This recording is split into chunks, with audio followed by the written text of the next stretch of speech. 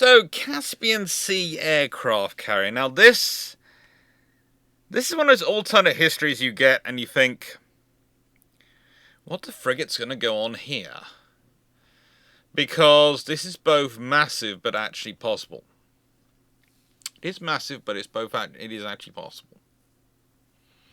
Because it wouldn't be the first time someone had a carrier on basically an internal lake, a large one, but an internal lake. It's not without precedent historically. It's also not without precedent historically for the Soviet Union and the Germans to get along. It really isn't. But if we look at the history, and that's, again, what I'm going to do, I'm going to look mainly at the history of what was going on in the time period, and then I'll do the alternate history after I've done the Shameless book plug. So please look for the Shameless book plug. If you're not interested in alternate history, don't bother watching the second half, basically. First half, we're going to be about the history of Soviet-German relations, their development of naval aviation, their various philosophies, and then the next half is going to be how this might come together. Who might bring this together? Why they might bring it together. So, with that being said,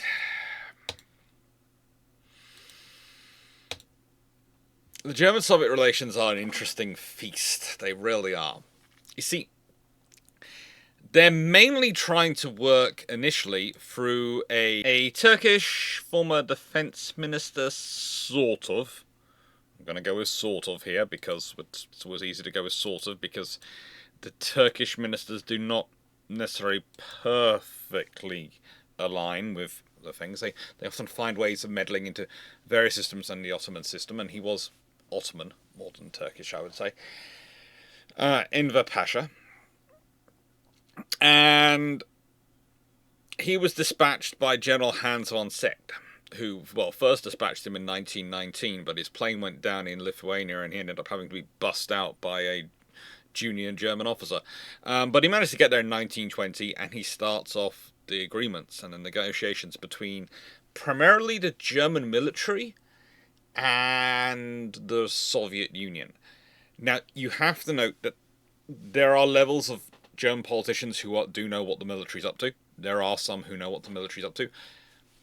But they also don't include anyone they don't need to know.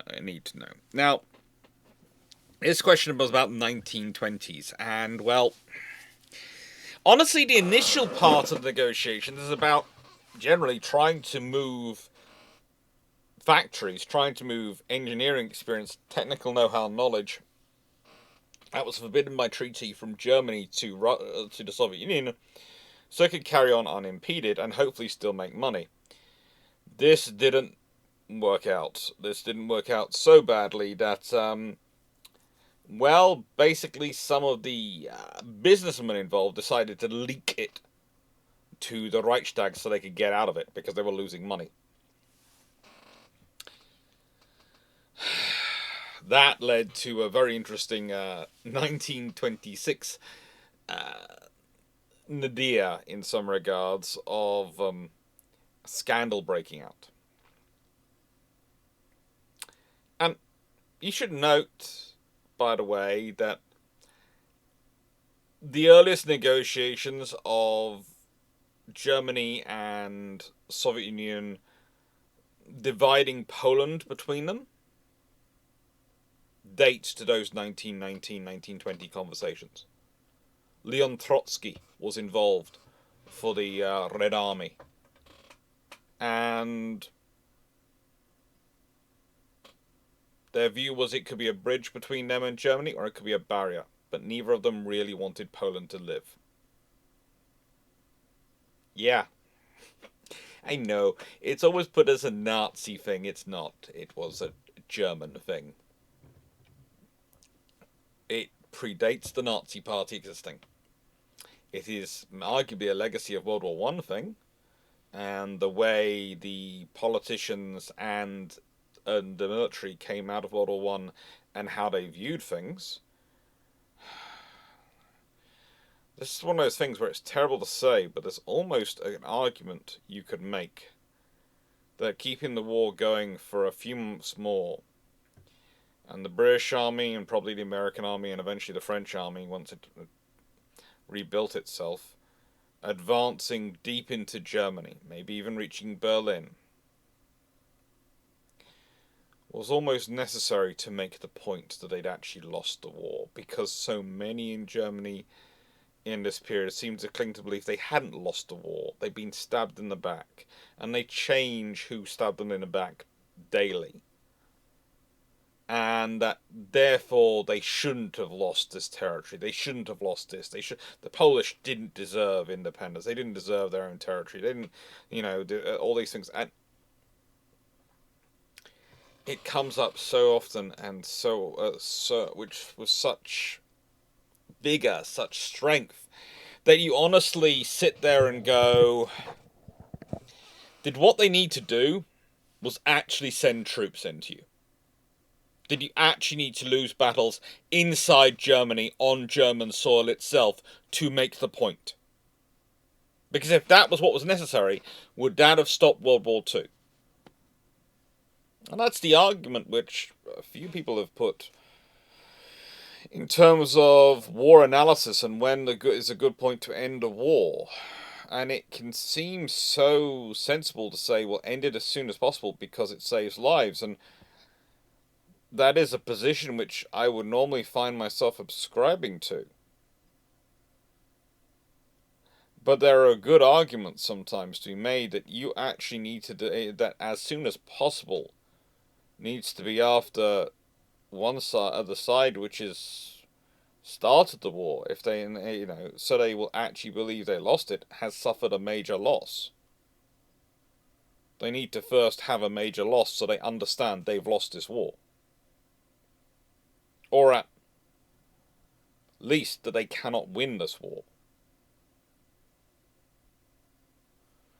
It's a scary thing to think through, really, realistically. Saying, well, should World War One have been carried on a bit longer, with all that loss of life, prevent the loss of life of World War Two? If you knew it would work, if you knew it would stop World War Two happening, do you do it? It's a hindsight thing. It is a hindsight thing. And it's a historical debate which, frankly, I'll leave to others. I try to deal with conflict deterrence. The ending of conflict is not, I would say, another branch, but it's a whole another minefield, which is something I teach, but I don't tend to get into the research of as much. The thing is, Hans Sekt pushes this forward, but he has support. And they slowly start building things, and once you have the scenario where the financial losses and the various, as I said, economics that come out of it, that starts to sort of go down. There's a vote of no confidence in the Reichstag, but at the same point, beginning in 1925, and carrying on far more after this Junker scandal, because it was Junkers who were involved in that scandal, in that, that report, because it was them who had the massive factory outside of Moscow, which was still one of the best aircraft factories in the Soviet Union. It just didn't produce as many as the Soviets wanted, and didn't produce an economic success which Junkers wanted. They had bases, and those bases were massive. Those bases were critical.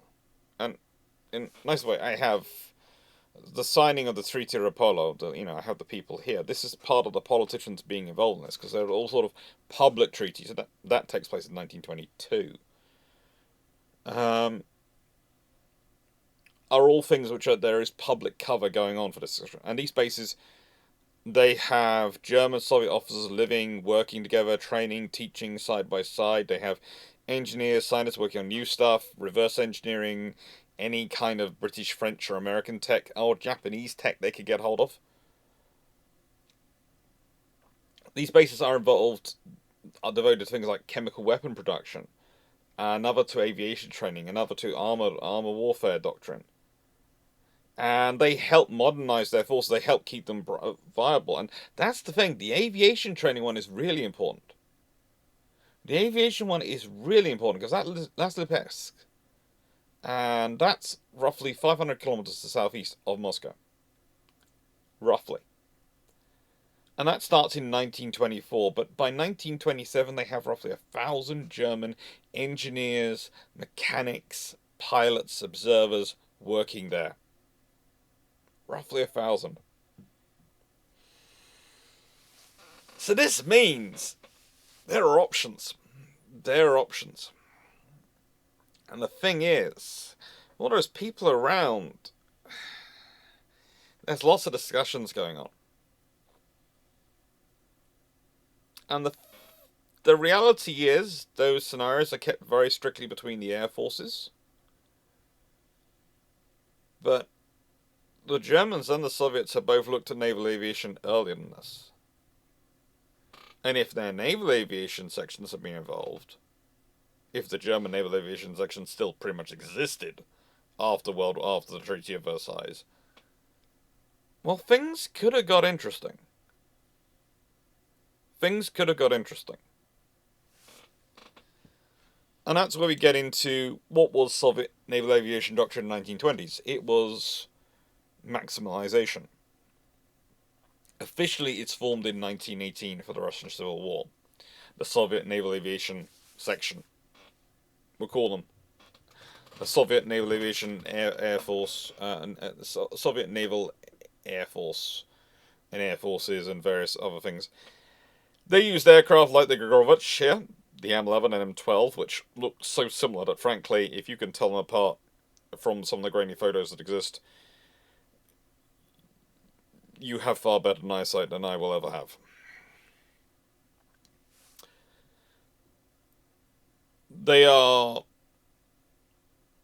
pushing forward to try and maximize their capability. You have to remember the Soviets are rich in two things. One of them is manpower that they're prepared to throw away. The other is the ability to mass produce large volumes of small, low-tech systems. They don't have the yards necessary to build big things. They don't have the machine shops to churn out a massive, huge aircraft, but they can churn out smaller aircraft by the dozen, and they do. We're talking about the same people who develop a paratrooper doctrine, who are looking at long-range maritime patrol, all sorts of things. For them, carriers don't come about in the 1920s in terms of more than them thinking about them. And they are thinking about them. The Soviets do have ideas about carriers and about building aircraft carriers. This is something to remember. The Soviets have the plans. They have the ideas, they have the conceptions.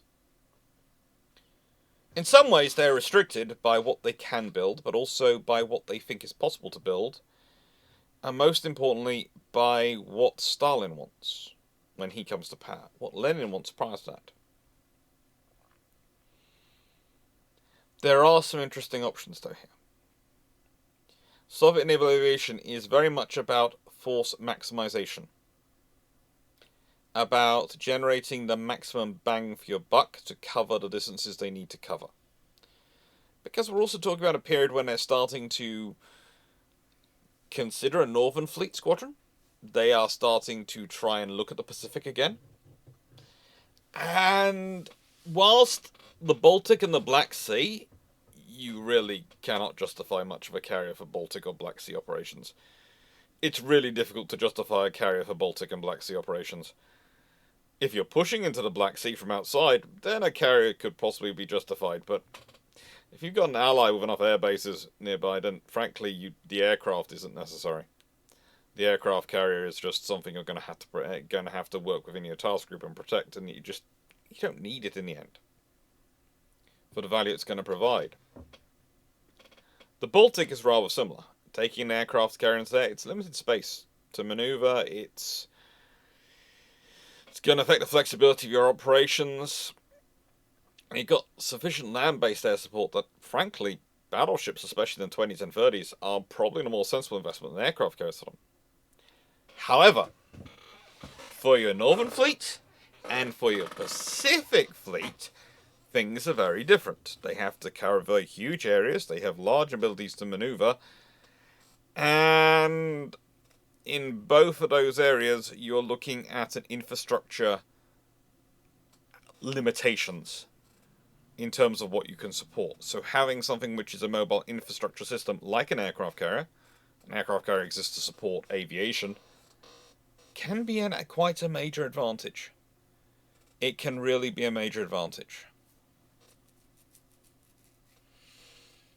And this is nothing the Soviets do not know or do not realize. They are looking at it. Just like they're looking at seaplanes and float planes, they are looking at aircraft carriers. They'd like them.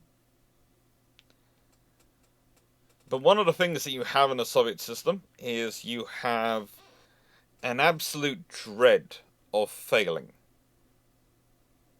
Failure carries very real problems for you in terms of your continued existence. You might end up being branded a traitor and sent to a gulag, or the work camps in Siberia. You could be worse though. Could be killed. Oh, better actually. Let's be honest. Work camp in Siberia or killed. Depends. Is my family going to get charged for the lead?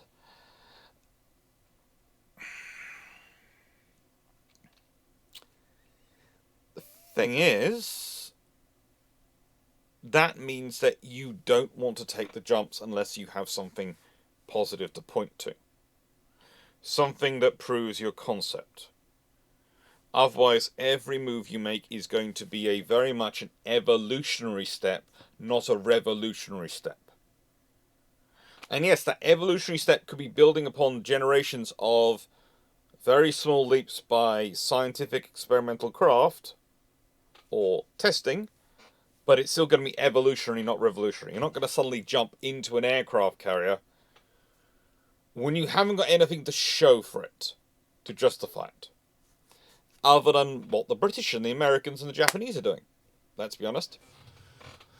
The French carrier, whilst for some absurd reason Germany and both the Kaiser, both Germany, the Reichsmarine and the Kriegsmarine after it, and the Italian Navy, the Regia Marina, both for some reason focusing on the French carriers' method of operation, that really wasn't a shining example for how to operate aircraft. That's the greatest loss, I often think, to naval aviation is the Joffre class. Okay? Hear me out. Yes, they were going to have similar systems as the Bern, and so they probably were going to be terrible. But they were going to have all those systems modernized with all those years of understanding and operation of the Bern systems put into them. As we all know, the French could either build something which is sublime or ridiculous. They built some of the nicest, best operating fast battleships and heavy 8-inch cruisers of any nation in the 1920s. They also had the Bern.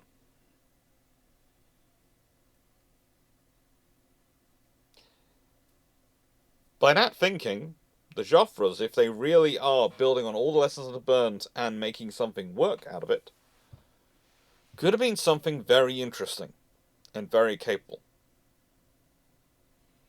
They could also have ended up ripping out the system out once they realise once you scale it up to something of Joffre size and what you want to do with Joffre, it just gets in the way. But it would still be interesting to see.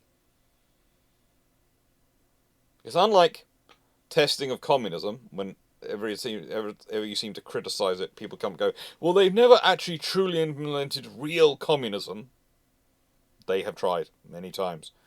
It just fails upon implementation because of humans. And because it doesn't work with humans. Might work with robots. We'll see. We'll probably find out at some point in the future, but I probably won't be here to see it. But leaving that to one side, we can say, truthfully, that the French system of aircraft management, which so wasn't a good idea with the burn and the issues it had, was never really tested out. It was only ever really an experimental version of burn. We never saw a fully operating version of it. Because after World War II, the French changed to basically going with the American Anglo-British system of aircraft management, and have kept with that ever since, and so has pretty much everyone else, because there are advantages to it. There are sincere advantages to it. Then we have German naval aviation doctrine. Now, immediately, this people are already thinking, Graf Zeppelin. No. In the 1920s, German naval aviation doctrine, if it does exist, it is based around the German aircraft carrier One, R1, which was supposed to be the small aircraft carrier to support the high seas fleet. Probably roughly 29 aircraft carried across 3 hangars.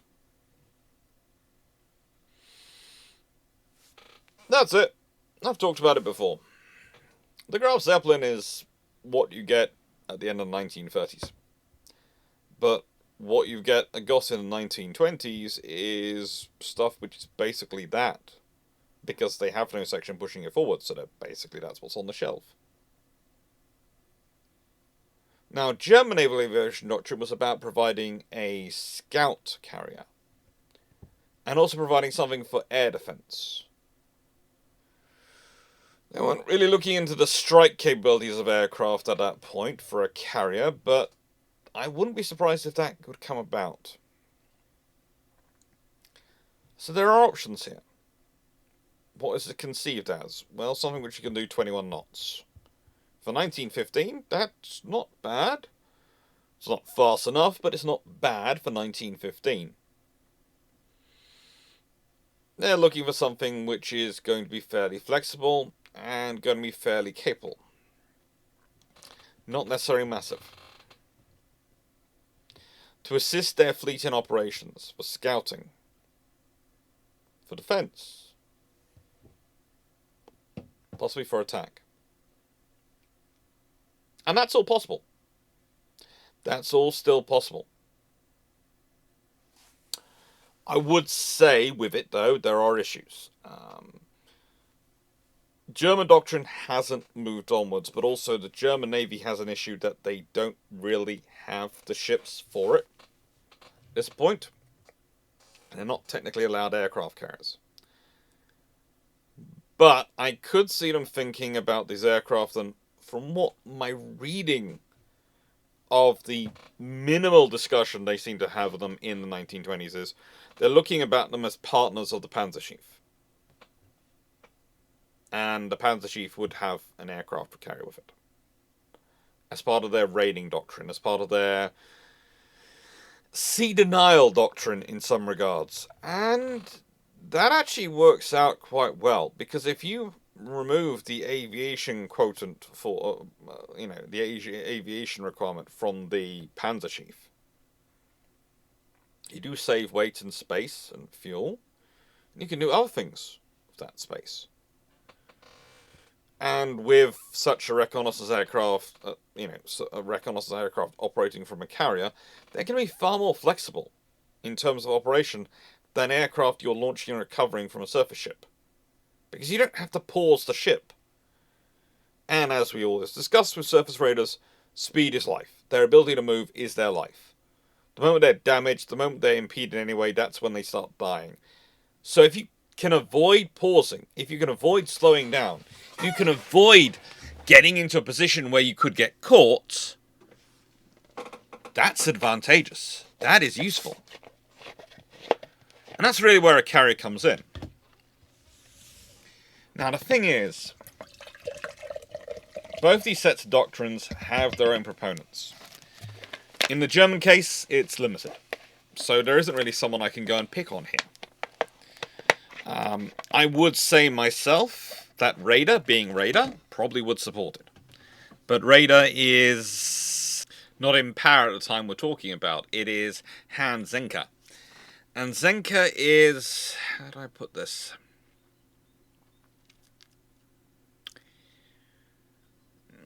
He was interesting. He'd been captain of Von der Tann in 1916-17, light cruisers prior to that.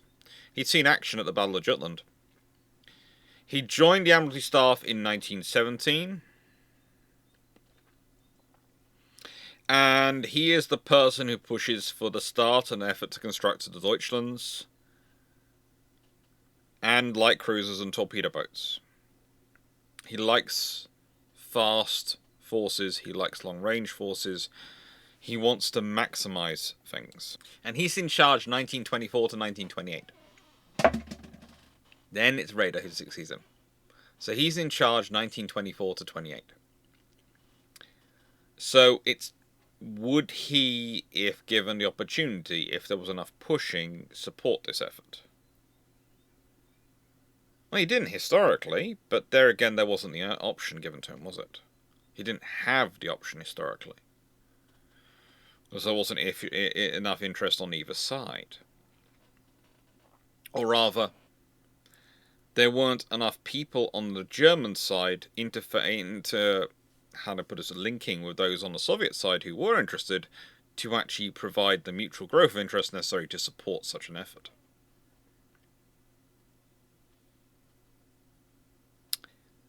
But I think, on balance, Zenker would not have held back if he'd been given the opportunity. I do. That being said, though, what we probably see... I want to do this before we got to Shameless Book Club. I know I said I wouldn't do the alternate history till we got to Shameless Book Club. That's the next slide after this. This slide is literally me explaining what we're going to be talking about in the Caspian Sea. What would it be? And I think USS Wolverine is a good model. I think you'd probably see something which would either be converted, more likely than actually built. I'm not sure if it would actually have a hangar, but it might do. Might have a hangar, just to test out some hangar ideas. We'd probably be talking about a hangar with literally 2 to 3 spaces for aircraft and a single lift. At best. At maximum. And quite literally, it would be to test out the ideas of launching and recovering aircraft, how you develop the technologies, how you think it through. It would be a technological testbed and a training testbed for personnel. It would be where they'd be training up pilots and observers and engineers and mechanics in how you maintain aircraft, how you operate aircraft from such a vessel. Just like USS Wolverine was. That's what she was. She was the testbed carrier. She was the training carrier. And that's exactly what we're talking about in the Caspian Sea. And I think this could work. I think this could work because, and I mean this in the nicest way, the Caspian Sea is far enough away that whilst I am certain Allied intelligence hears about it, there's going to be a limit to what they can do. Because getting someone in there to get proof of it is very different than hearing about it. This is one of the things with intelligence you often run into, and it's one of the things, especially when you're talking about history of intelligence and intelligence warfare. People associated with James Bond, to an extent far too much, where he managed to find out information and go and get in to infiltrate the place he needs to go, and gets all everything and then gets out. That's great. Reality is, those places tend to have pretty high security. And they tend to be a long way from everywhere else. And this is one of the reasons why we like satellites. But in the pre-satellite world, the only way you could get decent pictures of this is if you could get someone to the Caspian Sea. Get an agent the whole way through the Soviet Union to the Caspian Sea. And take some photos. And see it operating. That's your only proof you're going to get. Everything else is going to be dismissed as hearsay. The thing is, again, with all the German-Soviet relations, most of it was known about. We know that. When you look at the books, especially the books which are coming out recently, which are delving into the released archives, we know the various powers all had inklings of what was going on, all knew to a lesser extent what was going on. They just couldn't prove it. That's the thing. Again, as I often talk about with history itself, when I'm talking about things, I go, I know this is what was the likely cause because it fits with all the information around it. But I cannot prove it. I love talking about that on this channel because that's one of the great things you can do as a historian in a YouTube channel. Because when you're using writing in a book, people could take that out of context and quote you and say you've proved it. And this. But on a video channel, it's quite clear. I'm saying this is what I think. This is what I know based on all the information around it, but I cannot prove it. I cannot provide you with that smoking gun that shows that was the bullet that was fired and that was what hit the target. I can't do that. It's often the same in intelligence. They can know something, but I can't prove it. So the thing is, that will have an impact on others' approach to naval aviation. It will have an impact to the approach on its funding. Even just this carrier existing and the research going on there is going to have an impact on how others are looking at naval aviation. Think about that. I'm not talking about from the German perspective, I'm also talking about Soviet perspective. There's a phrase that comes up a lot about these two powers, that they are pariah states in their period. One is a pariah state of politics and ideology, mostly because it is the antithesis of all the other states in the world at the time. That is the Soviet Union. And to be honest, they often tend to be quite ham-fisted in how they go about their diplomacy to establish themselves in the world. They get better as time goes on, but they do suffer earlier on. And the other is, in many ways, a pariah of its own mind. Because whilst Germany had been forced to suffer, and was forced to suffer by the Treaty of Versailles, there were nations willing to loan it money. There were nations all were willing to trade with it. They were prepared to work with them. Germany could have gone another route, but they got very quickly into the mindset of they were a pariah. And, well, whilst very, very different in so many ways, the phrase birds of a feather often flock together is quite true. It's quite true. And with that being said, for both those powers, for Japan, it would be far more worrying if the Soviet Union was getting naval aviation. They'd be worried about their own capabilities, their own force structure. For France, fear is going to be Germany. If you want to see France actually build a second carrier under the treaty system, actually build a second carrier and possibly get rid of Bern and build two decent carriers, you have the idea that the Germans are interested in naval aviation.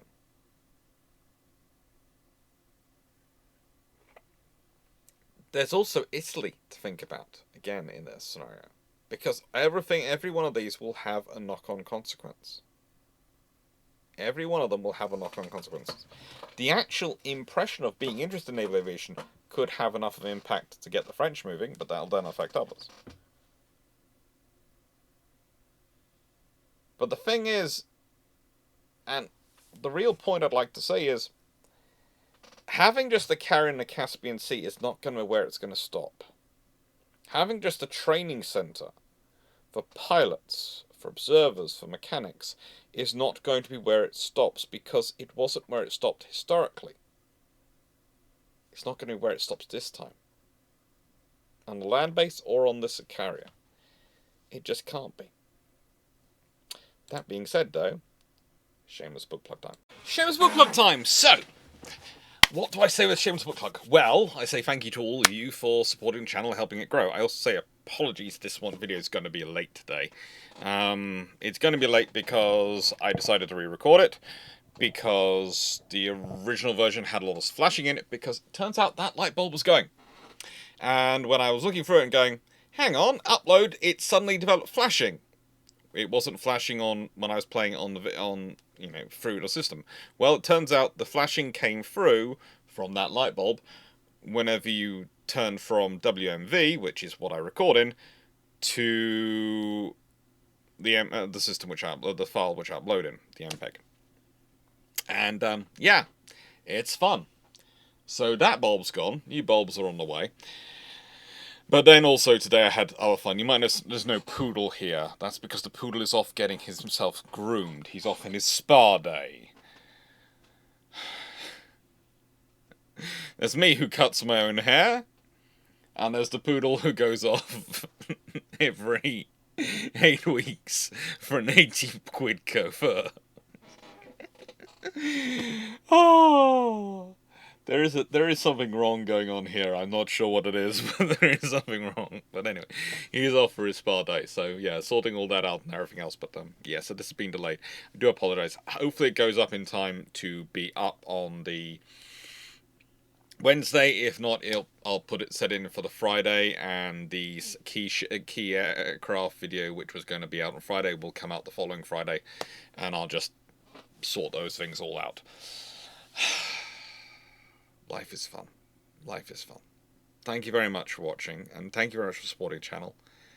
I don't know if you realise this, but I've been looking recently lost into the various matrix of YouTube to try and work out how I can improve things, how I can make things better, how I can maybe earn more money with it, so I can therefore take more time to spend with it and have to do less in other things, which I'm doing.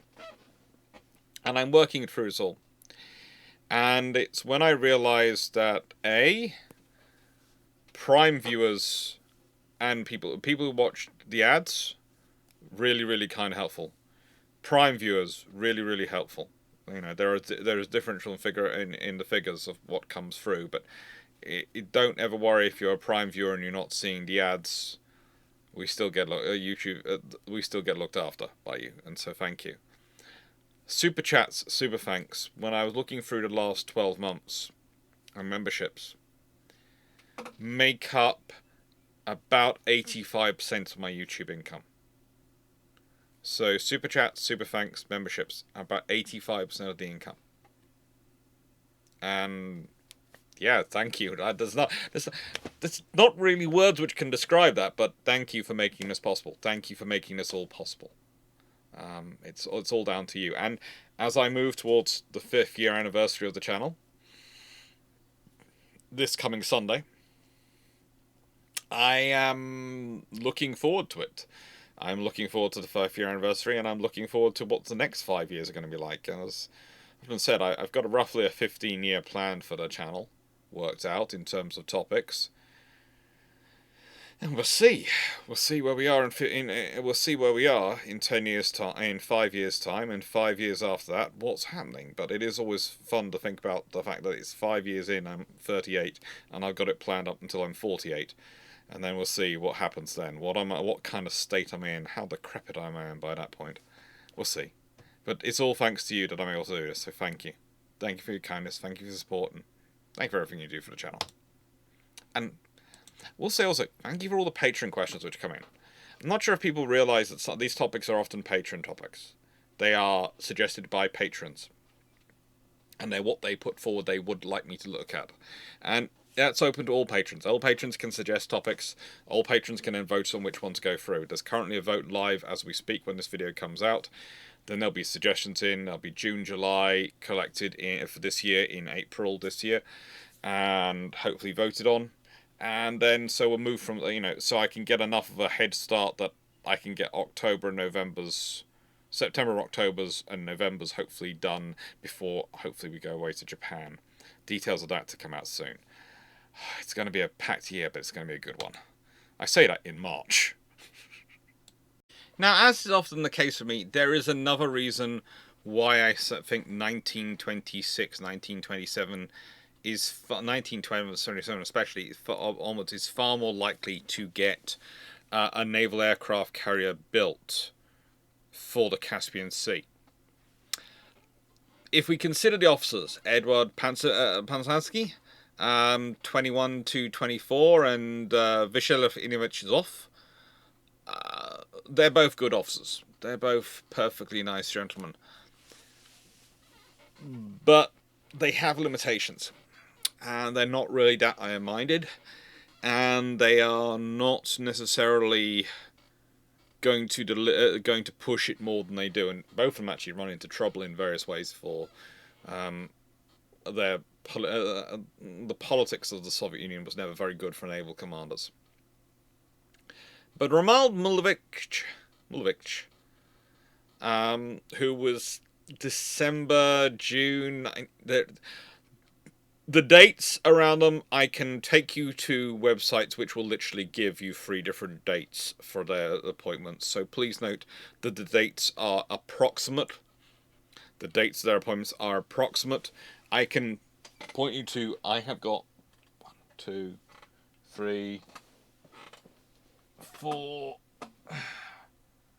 5, 6, 8 books, and I think there's a 9th one somewhere around here, but I can't see at the moment, which all cover this period pretty much and do reference these things. In some of them to the side of them, some of them core part of the text of what was going on in the Soviet Union, and none of them agree on the dates they are in post either. We know roughly when they are, okay? So roughly between 1926 and 31, Romuald is in charge, and, well, he is also the former Deputy Commander of Soviet Air Force. He'd served in that 1924, 1925 to 1926, and he was very aviation-minded. He is very aviation-minded. And that makes things interesting. That is this one. This gentleman. That's something different going on. That gives us an officer who would be quite happy pushing for it, and he was. It's no surprise that the period when the Soviet Union starts really looking at aircraft carriers is when he's in charge. That's when you first start getting aircraft carriers being added to plans and ideas. It's when he's in charge.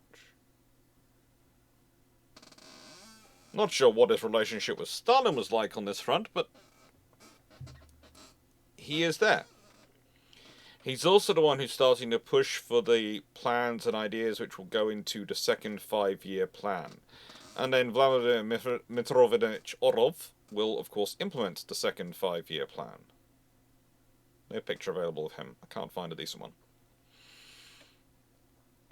And that's the interesting thing. So, your officers, you have one who successfully builds stuff, and we talk about a second 5-year plan's implications, and we have one who was actually interested in aircraft carriers.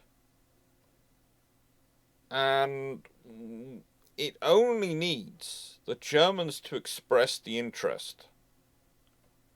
It only needs someone on the German side to express the interest, and the Soviets would bite their hands off. It's the Germans who provide the money and the technical know-how, the Soviets who provide the space. So the Germans have to provide it. The Soviets want it. For the Germans to provide it, there has to be someone of their naval aviation section from World War I, the Kaiserliche Marine, actually hanging around and actually pushing it on. And the trouble is, those personnel, they are scattered to the four winds. They're not really in senior enough positions. The ones that are still around. They don't have the influence. But if they had, if there was an officer sitting involved, able to push the case. Yeah. And if that becomes the case, then I would say we would see the carrier in 1927. 1928. Roughly that time. And by the time it's been going for a couple of years and it's been producing, then, well, that's going to be the interesting thing, because at that point comes the second 5-year plan, when you're ordering the Kirovs, when you're ordering the Grevnis, when there is a huge focus on building upon the successes of the first 5-year plan. And this is Stalin. Officially supposed to start in 1933, it started in 1932. Its carrot and stick methodology included childcare as a core part of it to enable mothers to deployed in the workforce. It also had the added advantages, let's be honest, of the childcare, allowing you to ensure that the children don't necessarily have the same relationship with their parents they traditionally did have. It's one of those things, it often comes up in current political narratives,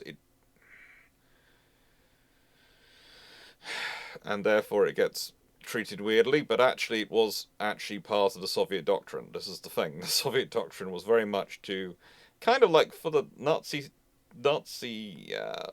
doctrine of Germany, where they wanted all these different organizations, the mother would be part of one organization, the children part of another organizations, and the dad part of an, and they're basically their lives outside of work and school will be so filled up they never see each other. It helps, because then the only path to advancement is the political party, is the ideology, and the only support you have, the only connections you have and society you have are those which are provided by the party.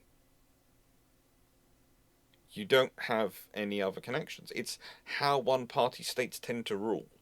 They try and break down everything. It's like an abusive relationship. Okay, it's the same methodology. People always seem strange. If you're with a partner who doesn't want you having friends with anyone else or having any connections with anyone else other than them, that's a power play. It's the same thing which autocratic governments do. They want you to only have relationships with them, because then you can't go anywhere else and they will stay in power. It's a very simple methodology, but it does work disturbingly well. The priorities were heavy industry for the second 5-year plan. The priorities were, which might seem strange. Well, why does bringing mothers into the workforce matter then if you're prioritizing heavy industry?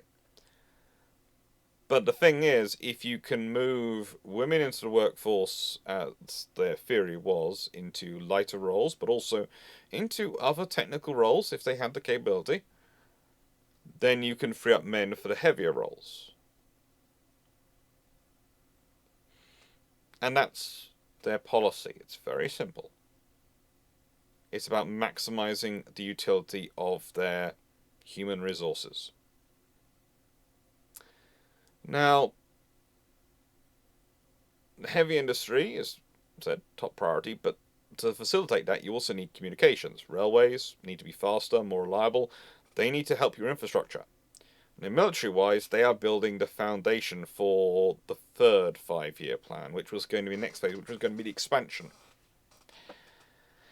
And to an extent, they are therefore ordering ships which are going to be both the basis of that third 5-year plan, but also going to provide the support for that third 5-year plan. Now, one of the things you can't order is battleships because of arm production and gun production. But a carrier, you can order. A carrier you can. You don't need a massive armor for a carrier. And if you already built the abilities to launch and recover aircraft, especially with you having to have your little carrier wandering up and down the Caspian, then you already have the equipment necessary for that. You know how to do it.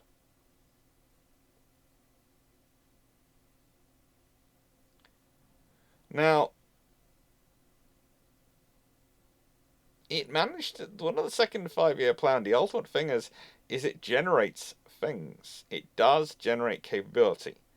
It does generate some actual results in terms of military abilities. It doesn't hit any of its targets realistically in terms of production, but it does give the military some capabilities. It does give the Navy some capabilities. And tacking in an aircraft carrier to it would not be the easiest thing, but would also not be the most difficult. An aircraft carrier said for the Northern Fleet, for the Pacific Fleet, even 2 aircraft carriers could be quite possible. What are we talking about in terms of size? Well, I think you'd have to use the Kirov-class cruisers as your model. And the basis of your hull, probably. They would probably be, basically take the engines, the power plant, take the hull design of the Kirov class and scale it up, add in the carrier facilities on top. Island structure, everything you need. I can't see them being particularly massive. I think you'd probably be talking about a 40 to 50 aircraft capacity carrier. So nothing too big. And I think you'd be talking about probably the size of a light fleet carrier overall. If we consider the size of the Kirovs, and if you're scaling them up to a carrier design, probably a light fleet carrier is not far off what you're looking for. But I could see them building a couple of them. And yes, that's going to require resources, but it doesn't require armor steel, it requires ship steel. That they've got a lot of. They can produce that in quantity. It requires crew. Again, that's nothing they don't worry about. They're already producing destroyers, which could escort it. They're producing cruisers. This could match in with their forces quite easily. And the Northern Fleet, which is being formed in this period, and the Pacific Fleet, which they are struggling to rebuild, need this. They need this capability.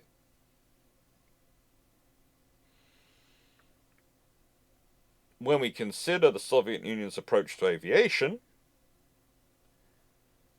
with such a link going on, with the aviation being pushed forward, it would change things. Now the thing is, let's say the Soviet Union lays this down, I would think roughly approximately the Kirovs. They are laid down 1935, 1936, 1937, 1938. So I would reckon you would probably have them laid down with Project 26 in 1935. There are yards which could make them in 1935. Considering the yards that the Kirovs are built in, I would argue probably you would go for... Well, you've got Leningrad in Ukraine, Leningrad and Mykolaiv, being used for the Kirov and the Voroshilov, which are the 2 Kirov-class cruisers laid down in 35. I'd say you'd probably be looking at laying these down about the same time. Yards, they've got the yard facilities for them. Probably in the Baltic and in the Black Sea, because that's where they've got the infrastructure to build them. Probably, maybe even the same yards. Doubtful though. Probably there are other yards available. And if we consider again, the cruisers are laid down in October 1935 and launched in November 1936 in Leningrad's case, and June 37 in the case of Voroshilov from Ukraine, and then are commissioned in September 1938 and June 1940. Kirov is September 1938. You could well be talking about these carriers being laid down in 35. Again, by that point, you'll have had 8 years of operating the carrier in the Caspian. You could have laid down the carrier earlier. There is an honest chance the carriers get laid down before the cruisers. But the thing is, the cruisers are armed with the railway guns, which is why they have the guns they do. They are preceded by the Admiral Nakhimals, which are completed in 1932 in the case of the Lazarev. as it becomes known, the Krasnikavas, is commissioned in 1932. So again, there is the possibility they get laid down and earlier, but I'd say probably they get laid down along with the Kirovs. Maybe they get laid down a year earlier, rushed through. They're built before the Kirovs as a way to build and test the engines, test the hull designs, etc. You could rush them through, and then you could build the fully armored hull, which is the Kirovs, the cruiser hull, or armored as the Kirov class cruisers are. And you'd probably be looking at them in service for 37, 38 if they're a year earlier. Maybe a little bit sooner than that, because again, okay, fuel management system, that's going to be something which is intricate, but what kind of fuel management system are they going to implement? This is the Soviet Union. When America goes to space, they develop the ballpoint pen. When the Soviet Union goes to space, they used a pencil. By this I mean, I don't think they're going to do stupid things, and that's not what I'm saying there. I'm saying they are not afraid to use the practical, pragmatic, available solution when it works and it's available. They don't feel the need to develop a brand new high-tech methodology of doing something if there is a system which works available to them. And possibly as part of the carrier operating in the Caspian Sea, they already had access to the German fuel management system, which they developed in World War I. And that wasn't necessarily a bad system. It wasn't the same system the British implemented, because the British studied it, fused it with their own ideas, and then came up with another system. But it was good enough the British were prepared to take ideas from it and adapt them. And with a decade or so theoretical development research, you could develop an okay system. It would probably be better than what the Japanese had in World War II. Probably about level. Probably not as good as what the Americans had. Or definitely not as good as what the British had by the beginning of World War II. But as I've said before, the British one isn't born out of anything special, any sort of super intelligence or anything. It's born out of paranoia. The British system is as good as it is at the beginning of World War II because they're so paranoid about fire on carriers because of their experience in World War I with their seaplane carriers burning. It's nothing special. Someone once accused me of being a T-bow over, and I went, no, it's not. It's basically Britain going, we've fudged up massively and having paranoia over it. It's the same reason our cruisers had Aztec and all sorts of things on them. Not because we were going to hunt submarines, because we lost Abaca, Cressy and Hogue to submarines in World War I in one afternoon. That whole situation left us paranoid. By the way, you can look at a lot of nations in World War II, look at their strengths and look at what happens in World War I and go, oh, it comes from their paranoia from this event happening in World War I. They're all the same. They're all trying to refight the last war. But the thing is, if they are laid down in 34, 35, which is roughly when I think they would be laid down, that's going to have an impact on the Anglo-German Naval Agreement. Because the Germans are now going to see the Soviet Union's building a carrier. That's probably going to make actually Hitler keen on the idea of having a carrier. But also, it's going to have an impact on the Anglo-German Naval Agreement. Directly. Because suddenly the British are going to be looking at the Soviet Union having a carrier. And whilst the 1930 London Naval Treaty has held, the moment the Soviet Union's starting to get a carrier, the Japanese are possibly going to have a reason to break out, and that's going to be something the British are going to be worrying about.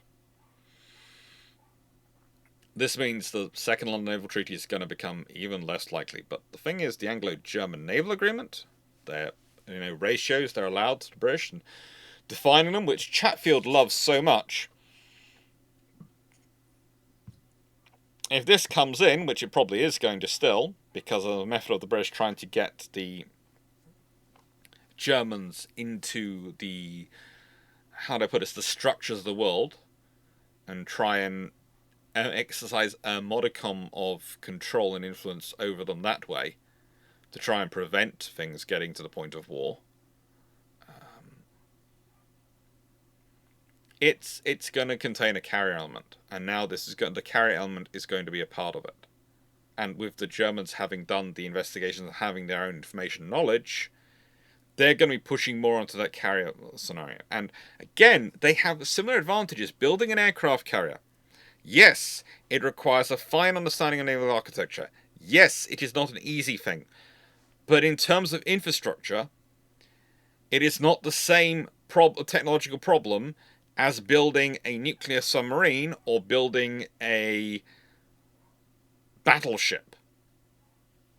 If you're building a nuclear aircraft carrier, it's about the same. But let me put it this way: because you're not either dealing with the joys of a pressurized hull, and you're not dealing with the joys of organizing the sheer quantity of armor plate and other specialist systems you need for a battleship to work, an aircraft carrier is actually easier to build, especially in this period. Yes, people are going to point out, well, what about aircraft lifts? Yes, they are interesting, but they are fundamentally a scaled-up lifting system, and that's something which is fairly understood technology. It's about balancing it in the hull. That's the issue. Do you go centerline, which is easier from the point of view of balancing in the hull, because that means the weight's down the center of the ship, which is always better from a stability profile perspective, or do you put it on one side? At this point, they're all going to be going centerline, because that's what pretty much everyone else is doing. Because it's easier. The Americans are the first ones to push for deck-edge lifts. Honestly, the British are probably sitting there watching the Americans after they went for deck-edge lifts going, dang! Because there were ideas for the Illustrious class which would have seen them with deck-edge lifts. Now, you might think that's interesting, Alex, but how would that work with their armor profile? Well, the thing is, deck-edge lifts would mean you wouldn't have had the hole in the armor in the center of the ship, which was more likely to be hit by bombs and shells, than putting the holes in the side of the ship. Which, whilst the ship might try and line up and try and hit them, you're also actually getting a successful hit into that space, and you can set up shutters and things that can help reduce the likelihood of it happening. It's far lower. But for the Germans, they've got the technology available, and one of the things that limit them, and one of the things that really does come into this bit of history, is that they lay down the Scharnhorst in 1935. They laid them down after the treaty. So, again, we could be talking about the Kirovs being laid down. They're laid down at the same time as the Scharnhorst. And it could well be at the same time as both of them being laid down, aircraft carriers are being laid down by both the Germans and the Soviets at the same time. And again, for the Germans, again, the issue is you could lay down and build a carrier alongside Scharnhorst and Gneisenau. There is the yard space. If you are building something which is technologically less complicated than the Graf Zeppelin, you always have to remember the Graf Zeppelin is, as I've described before, a great example of lots of people having lots of good ideas. And the more ideas that are added in, the more complicated the whole thing gets, the more it gets designed by committee, and the more it's going to find itself in troubles and difficulty to complete. But honestly, when we consider it as a piece of history, the Graf Zeppelin historically was laid down in December 1936. So, I'm only suggesting it would be a year earlier. It would be a year earlier. And it's built by Deutsche Werk in Kiel, and it's literally laid down the December 1936, a few days after the Gneisenau has left the slipway. Gneisenau was launched on the 8th of December 1936. The Graf Zeppelin is laid down the 28th of December 1936. But she wouldn't be launched till December 1938. She would take 2 years, pretty much, to build. Whereas Scharnhorst had taken a little over a year. And Gneisenau also a little over a year.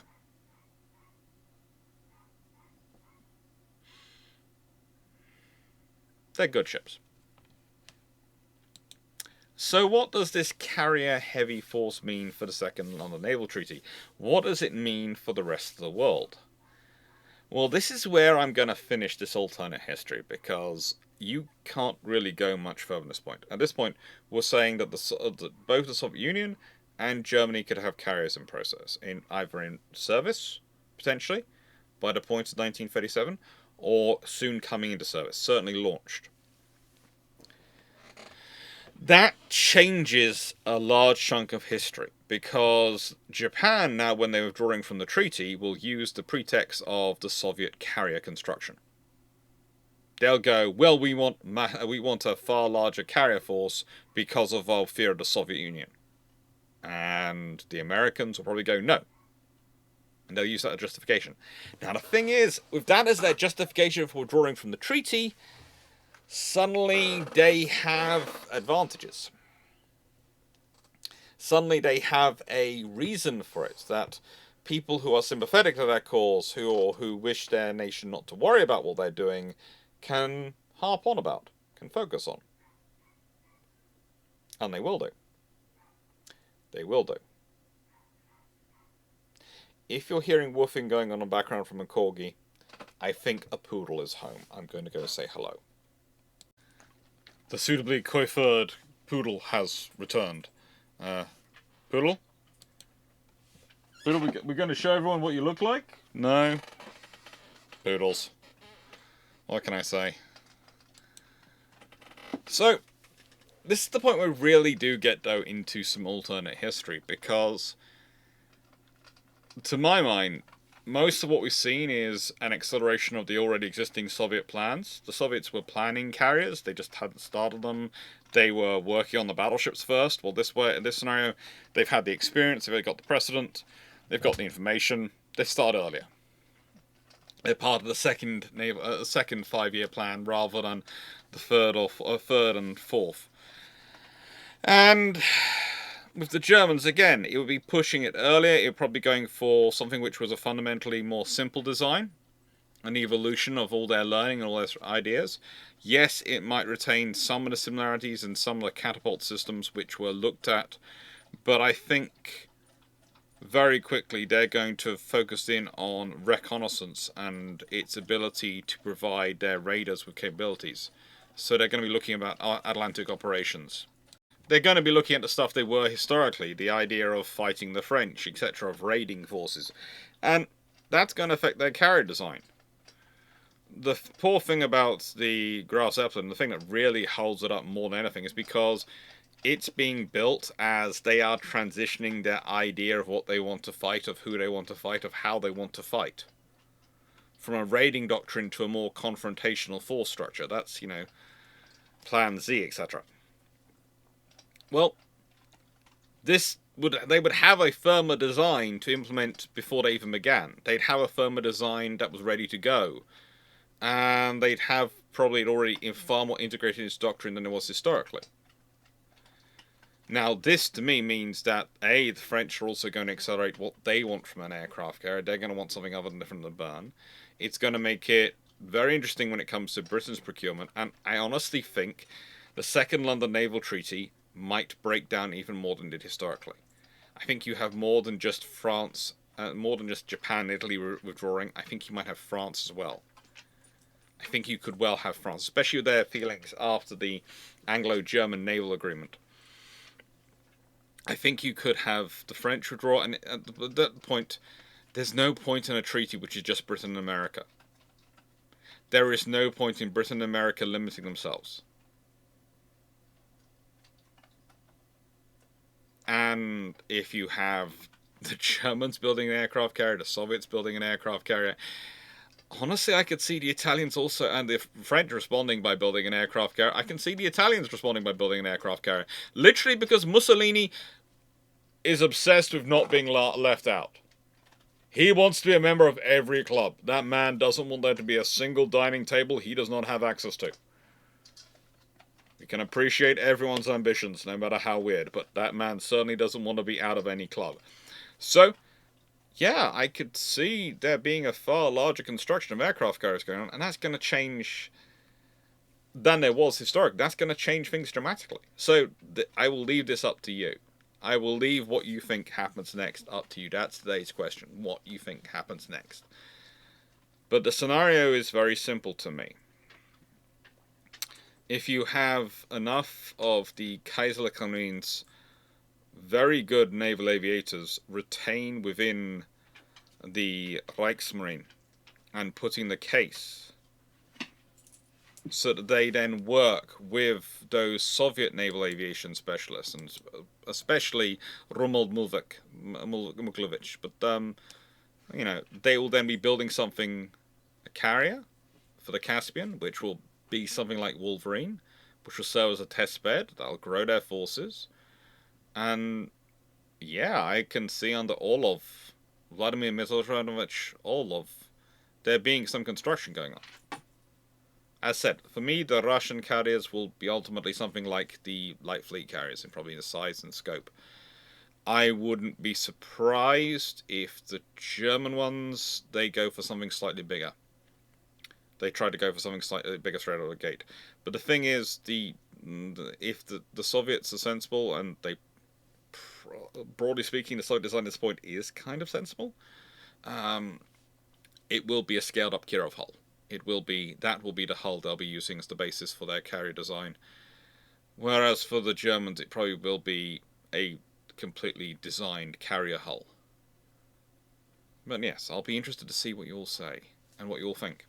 Anyway, thank you very much for watching. Hope you enjoyed. And what have we got coming up next week? We have Somerville, which is going to be on the 2nd of April. Because on the 1st of April, due to popular demand, there is going to be an alternate defence review for the UK. Wish me luck. Naval historian conducting a defence review. Let's see what I come up with. It's supposed to be sort of, April Fools, i.e. someone presents a fully holistic defence review without bothering to listen to the domestic politicians complaining about things, and something which is sort of half jokey, half serious. We'll see how I manage to pull it off. Alternate defence review. It'll be fun. Thank you very much for watching. Hope you enjoyed, and take care. And please do like, share, and subscribe if you like the videos, because it helps the channel grow. Thank you.